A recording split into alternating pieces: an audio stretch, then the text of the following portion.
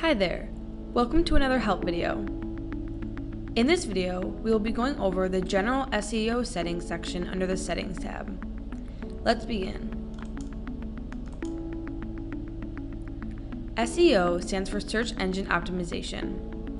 These settings are where you can adjust the title bar, the meta description, and the meta content for your website. This information is used by the web browser and the search engines for archiving and categorizing your website. The title bar is the name or title for your website. This displays on the Website tab of your web browser and is also used as a name for the link of your website. As you can see here, the title bar name is Pro Demo. When I click into our demo site, the tab says Pro Demo. The meta description is the HTML attributes that provide concise explanations for the content of web pages. The search engines will display this information if the website shows up in the search results.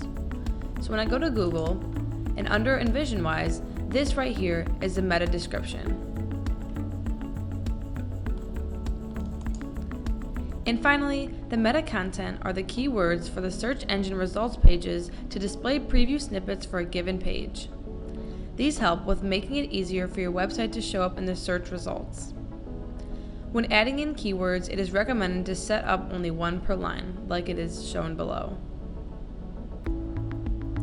By default, these settings will apply to every page on your website.